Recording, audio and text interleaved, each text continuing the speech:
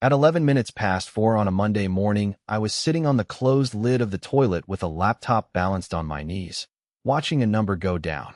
The number was how many lorries we could see. On a Monday at that hour, it should have been climbing, because that is when the whole country starts moving. When the night truckers are coming off the motorway and the day drivers are walking across dark yards with their flasks. It should have gone from 4,000 to 9,000 between 4 and half past. Instead it was 890, then 612, then 207, and every time the page refreshed I had this stupid little hope that it was the page that was broken and not us. My phone was face down on the sink, and it had been buzzing against the porcelain for about 90 seconds, which is a sound I will hear for the rest of my life. I picked it up on the way to answering nothing, and it was Solomon, who is the calmest human being I have ever worked with, and he did not say hello. He said the machine that knows where everything is has stopped answering. What he meant was that the one box in our system that holds the current position of every lorry we track, the thing every other part of the product has to ask before it can do anything at all, had gone from answering in less time than a blink to taking most of a minute, and then to not answering at all. I did the 4 things you do. I got on the shared line. I opened the page that shows how sick each part of the system is, and it was red all the way down like somebody had spilled something on it. I checked whether anything had been changed in the last hour, and nothing had. Then I opened the incident channel, because at Draywell you always open the incident channel, and I typed that positions were down and that I had it. By 20 past 4 there were 41 people in that channel, and 11 of them did not work for us. One of them was a woman called Sandra who runs the night desk at a haulage firm in Warrington, and she wrote that she had 90 drivers stood at the gate and no idea which trailer any of them was supposed to take. I have been at Draywell 6 years, on the platform team, which is a fancy way of saying I own the plumbing. We sell fleet tracking to haulage firms. There is a black box in the cab of every lorry our customers run, and it coughs up where that lorry is, how fast, how long the driver has been at the wheel, whether the back doors have been opened. My job is everything between that box and the screen in the operations room, where a transport manager sits with 4 coffees and decides who goes where. When it works, nobody knows my name. When it does not, a man in Rotherham cannot prove to a supermarket that his chilled load was on time, and then he can prove nothing about his driver's hours either, and then he has a legal problem as well as a commercial one. That is the thing that wakes me up, not servers. A bloke with a clipboard at a gate at 5 in the morning who cannot get an answer. The reason any of this mattered more than usual that spring is that Freya had handed her notice in.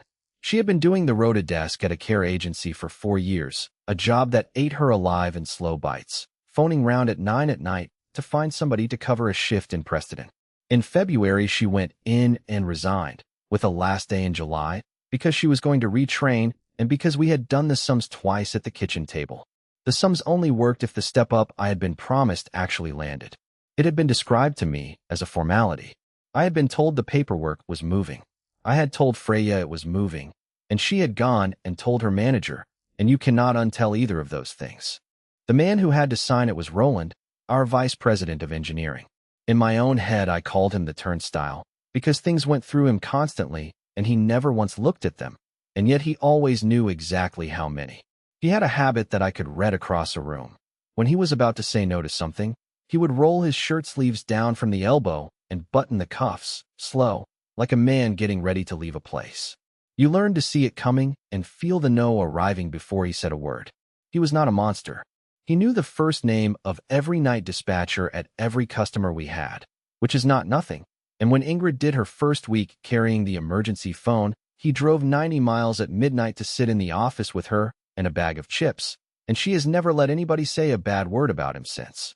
He was also the man who built our incident process after the year everything fell over, and he was properly proud of it. Every incident got its own channel. Everybody in. Customers in too, their operations managers, their night desks, watching us fix it live. He called it being honest in public. He used to say it in meetings with his hand flat on the table. 2 weeks before any of this, Ingrid and I spent an entire Thursday afternoon on the least interesting task in the building, which was working out why the mileage figures on one customer's monthly report were about 4% high. We went change by change through everything that had gone out in the previous month, in the tool where all our changes get reviewed, and you can see the whole life of every one of them. Who wrote it, who opened it, who approved it, down to the second. Ingrid said she found it soothing, all that bookkeeping. I said what I found was that a good third of them had been opened and approved so fast that Light would have struggled, and she laughed and said the tool does not judge, it just writes it all down. The meeting where I said the thing out loud was on a Wednesday, in the room with the broken blind, at 2:30. It was the quarterly planning session, the one where you ask for the work that nobody will ever thank you for. I had one slide with no pictures on it. I said that everything we sell hangs on a single machine. Every position from every lorry goes into it, and every screen in every operations room asks it questions constantly, and there is only one of it. Then I said the part that I have now repeated so many times that it has gone smooth in my mouth. If that machine gets slow, I said, nothing else gives up. Every other server just asks again, and the asking is what kills it. It is not the slowness that takes us down. It is 900 servers all deciding at once to try harder. I asked for two things. I wanted our servers to wait and back away when they got refused, instead of piling straight back in, and I wanted a second machine, so there was not just the one. Roland listened with his chin on his knuckles, and then he asked me how often it had happened. I said never, properly, because we had always caught it early. He said, so we are buying insurance against a thing that has never happened, and I said yes. That is exactly what insurance is. Petra, who managed us and who was decent, tried to help by saying the word resilience twice. Then I said the other thing, which is that the automatic brake had been switched off since March. That brake was a thing that watched the error rate and, when it went past a line, made everything stop asking for 30 seconds so the sick machine could get its breath. It had been turned off because it tripped in the middle of a demonstration for a very large customer and made a map go gray for half a minute. Roland said he remembered, and that it had nearly cost us the account, and that he was not turning a thing back on that made our product look broken in front of buyers. Then he rolled his left sleeve down, and his right, and buttoned both cuffs, and said, let us not gold-plate it. That was his phrase. He used it the way other people use full stops. He said the fleet was growing 8% a year, and we would revisit in the autumn, and could I sanity check the numbers again before then. Ingrid messaged me before I was out of the room and told me to write it down somewhere it would keep, so I put the whole thing into the planning channel that evening. In plain words, the one machine and the asking and the brake, and Solomon replied with a picture of a lorry on fire, and then, more usefully, with a note saying he had seen exactly this happen at his old firm, which tracked skips. Solomon drove lorries for 11 years before he came into this, and he is the only person I have ever met who can look at our map and tell you which of those dots is going to phone in with a problem. Nobody else replied. That channel was set to clear itself out after 90 days, which I knew, and which I did not think about for one single second at the time.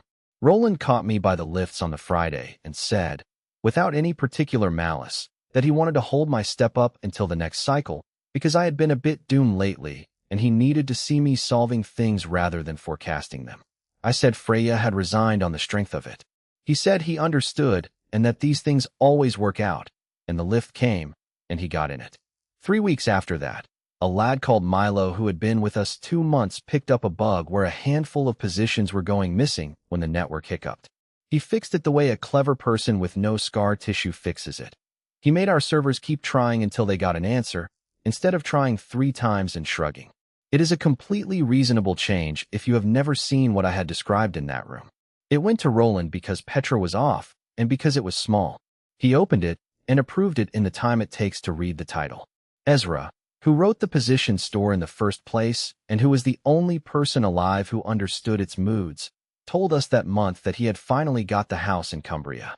He was moving on the last weekend in June. There was nothing written down anywhere about that machine, and there never had been, and when I asked him for a handover document he said, cheerfully, that he would do it when he was unpacked. The change went out on a Thursday. Nobody read it and nobody noticed it for 11 days. So there I was at 4 in the morning on the toilet lid, and the number was 17. Solomon was on the shared line breathing through his nose.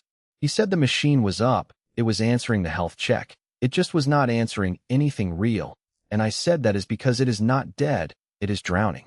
Every server we own was asking it where the lorries were, and getting nothing, and then asking again immediately, and there were now several million of those questions stacked up in a queue that only went one direction.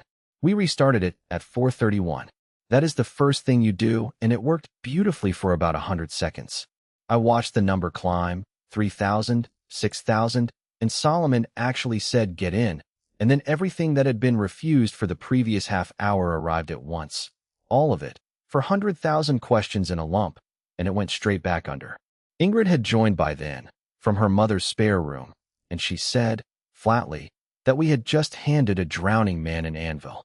At 5 past 5 we tried to bring up a second machine to take some of the weight, which I had wanted since March, and which we had never practiced. To start, it has to copy all the data across, and it copies that data from the sick machine. We watched the sick machine get worse for 4 minutes, and then Petra, who had joined without saying anything, told us to stop, and we stopped. At 20 past 5 I got Milo's change on the screen and understood, in about the length of one breath, exactly what had gone out. I read it aloud on the line so somebody else would hear it and tell me I was wrong. Nobody told me I was wrong. Solomon said one word, and it was not a nice one. We rolled it back. The rollback ran green, said success in a cheerful little tick, and absolutely nothing changed, because the number of times a server tries before it gives up does not live in the code at all. It lives in the settings store, on its own, and putting the old code back does not touch it. We had never once tested rolling back a settings change, because why would you? And it turned out the answer was for this exact morning. At 5:45 Ingrid asked about the automatic brake, and I said turn it on, and it took us 11 minutes to discover that it had not been switched off in March. It had been taken out. Somebody had done the tidy thing and removed the code for a feature that was not being used, and that change had also been approved in the small hours of a Tuesday by somebody who was clearing their queue, and to put it back we would need to build and deploy through a system that was currently on its knees. We rang Ezra at 6. It went to voicemail. We rang again, and it rang out, and then, on the 4th try, his wife answered and said he was in the garden holding the phone above his head because it was the only spot with a bar, and that they had moved in on the Saturday, and that the broadband was not being connected until Thursday. She was lovely about it. She said she would send him up the lane. Petra put her hands over her face and said, very quietly, that we had one man who understood the most important machine in the company, and he was standing in a field in Cumbria. The channel by 6 was the size of a small town, 280 people. Every customer operations manager we had, because that was the process, and the process was to be honest in public. Sandra from Warrington posting every 20 minutes. A haulier in Hull writing that he had 11 trailers of chilled goods and no proof of anything. Somebody from a firm in Avonmouth asking, politely, whether we were aware that their driver's hours records for the night had a hole in them, because that is a thing you have to be able to show to an inspector, and a hole is not an answer. 2 of our board were in there, silent, which is worse. Roland came into the channel at 6:20 from home. He asked for a summary. I gave him one in 4 lines. He wrote back that he wanted to understand how an untested change had been allowed out by the platform team. He wrote it in front of everybody. Then he wrote, and I can see the shape of it on the screen now, that he had never been made aware of any risk in this area. Ingrid messaged me privately with just a row of full stops. He arrived in the office at 7:30 looking gray, in yesterday's shirt, and stood at the end of the desk row with his phone in both hands. The room had filled up one person at a time by then, people coming in early because they had seen the channel on the train, coats still on, standing behind chairs. Milo had come in at 7 and had not spoken since he worked out which change it was. At one point he said, to nobody, that he had only been trying to stop the positions going missing, and Solomon said, without turning round, that this one is not yours, son, and kept typing. Somebody from the sales side asked, in the room, why we could not just turn the trucks off for a bit, meaning stop accepting the position reports at the front door and let things settle. We tried it at 9. It bought us about 10 good minutes, and then I remembered, too late, that the boxes in the cabs are built to hold on to what they cannot send and try again later. So what we had actually done was arrange for 12,000 lorries to shout everything at us simultaneously the moment we opened the door. Ingrid said, out loud, in front of Roland and half the floor, that this was the same problem as everything else. Nothing in this system knows how to give up, she said. When one thing gets slow, everything else asks harder, and the asking is what finishes it, and we have built that behavior into the lorries as well. At 10 past 10 Roland got on the call and asked whether we could close the channel and move to something internal, because the customer commentary was becoming unhelpful. Verity, our chief technical officer, who had been in the channel since 5 and had said almost nothing, said no. She said it in the way you would tell a dog to get off a sofa. She said the customers stay, this is your process, and then she went quiet again for another hour. Ezra rang the shared line at 11:40 from the car park of a pub called the Woolpack on somebody else's phone, with the wind battering the microphone. He could not see a screen. So we did it the old way, with me reading numbers off my laptop to a man standing in a car park in the rain, and him telling us what they meant. He said the queue would never drain while everything kept asking. So first we had to make the store say no quickly instead of slowly. There was a setting he had put in years ago, undocumented, known to precisely one person, that made it refuse work immediately when it was underwater rather than politely holding on to it. A fast no, he said, is a kindness. We turned it on at 12:04. Everything got instantly, spectacularly worse on every screen in every operations room in the country for about 90 seconds. And then the queue started falling, and Solomon said, watching it, that this was like a jam clearing, and he sounded like he was going to cry. We were properly back at 1:20. 9 hours and 9 minutes. Somewhere in the middle of it, Freya had texted to ask if I wanted anything from the shop, and I did not see it until 3. The next afternoon, Kit from IT found me in the kitchen while I was waiting for the tap to run cold and asked me, in a very careful voice, whether channels could be deleted. I said no, they are kept, everything is kept, that is the whole point of it. He said that is what he had told Roland when Roland rang him at 7:30 that morning. And then he looked at the floor and said he probably should not have mentioned it, and I said probably not, and we both stood there. The review was on the Wednesday at 2, in the big room. The one with the long table and the blind that does not go all the way down. Verity at the top. Petra, Ingrid, Solomon, me down one side. Milo, who had asked to be there, sitting very upright. Roland at the far end with a folder he did not open, and 2 people from the customer side of the business who had spent the previous day on the phone to Warrington and Hull in Avonmouth, and who looked like they had been shouted at for 11 hours, because they had. Verity said, walk me through it. I did. 20 minutes, no slides, from the first phone call to the pub car park, and I laid the whole thing out flat. The single machine, the change that removed the giving up, the break that had been taken out in March, the rollback that reported success, and did nothing. When I got to the part about everything asking harder, I said it in the same words I had used in the room with the broken blind in April, and I watched Roland's face while I said them, and nothing moved in it. He went first. He said that his understanding was that a poorly tested change had been approved by the platform team and released without proper scrutiny, and that the process had failed at the engineering level. Petra started to say something about approvals, and he talked over her, which he did not usually do. Verity asked him who had approved it. He said he approved a great many things, that his queue ran to 200 a week, and that trusting your engineers is the entire point of having them. Verity asked, again, whether he had approved this one. He said that even if he had, the material point was that nobody had ever brought this class of risk to him. He said it twice. He said, if anybody in this room had ever put this in front of me, funded or unfunded, I would have acted on it. And I have gone back through everything I have, and there is nothing. Nothing was put in front of me. I checked. He had. That planning channel had cleared itself out in the middle of June, 90 days on the nose, and I had spent the previous evening staring at where it used to be with a cold feeling in my stomach.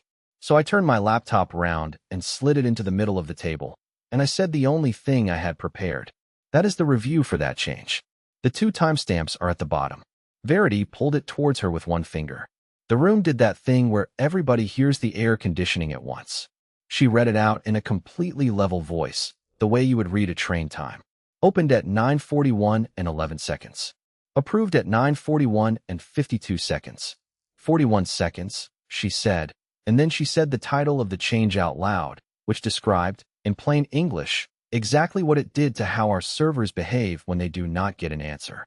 Roland's hand went to his left cuff and stopped halfway there, and stayed halfway there, and he did not put it down.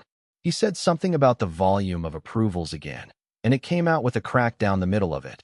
And Verity said that she was less interested in the 41 seconds than in the fact that he had then told 280 people, including 40 of our customers and 2 members of her board, in writing, that the platform team had released something untested and that he had never been made aware. She said the customers had read it before we had. She said, And this is when I understood he was finished. That Kit had also mentioned his phone call. Nobody said anything for a while. Milo was looking at the table like it owed him money. Ingrid, who had loved that man since the night he turned up with a bag of chips, was looking straight ahead at the blind. He was gone by Friday. The announcement said he was pursuing other opportunities and thanked him for his contribution, and the channel where people usually post the leaving messages had 4 in it, all of them one sentence long. Verity signed my step-up the following Tuesday and backdated it to April, which I had not asked for and did not argue about. And she put the second machine and the giving up work at the top of the list herself and told Petra to take Ezra off everything else until the position store was written down in words that other human beings could read. Freya's last day at the care agency was the 11th of July. She came home with a spider plant, a card signed by 9 people, and a bottle of something from the manager who had made her cry twice. And she put the plant on the windowsill above the sink and stood back and looked at it. Then she said, "That's it, then. No more phones.